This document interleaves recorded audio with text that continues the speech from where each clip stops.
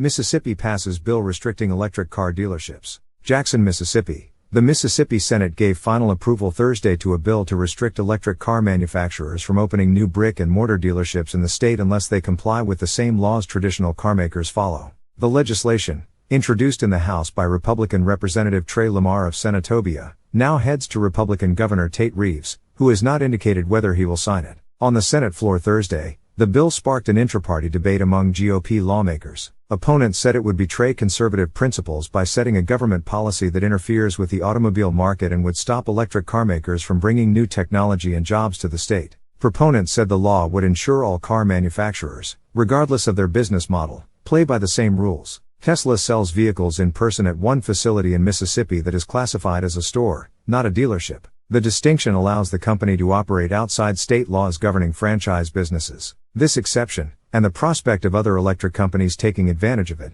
gives these manufacturers special privileges that traditional automakers don't enjoy, according to Republican Senator Daniel Sparks of Belmont.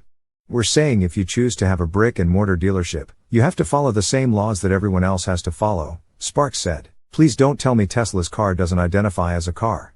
Sen. Bryce Wiggins, a Republican from Pascagoula, said the protectionist bill came from traditional car dealers threatened by competition from electric car makers. Republican Senator Joey Fillingan of Sumrall said the bill could cause Mississippi to fall behind other states in the race to attract investment from electric car companies.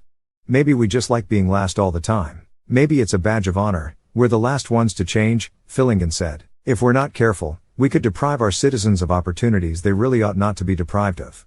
The Biden administration has incentivized the purchase of electric vehicles. That, on top of an exception to regulations under state franchise laws, allows electric carmakers to operate by a different set of rules, Sparks said. The bill does not restrict the direct sale of electric cars, as people can buy them online. But if they want to buy an electric car in person, they would have to drive to the state's only Tesla store in Pearl, which would be allowed to remain open under the proposed new law. Tesla or any other electric car company could not open a new brick-and-mortar location to sell cars unless they enter a franchise agreement. The bill passed in a bipartisan 38-14 vote.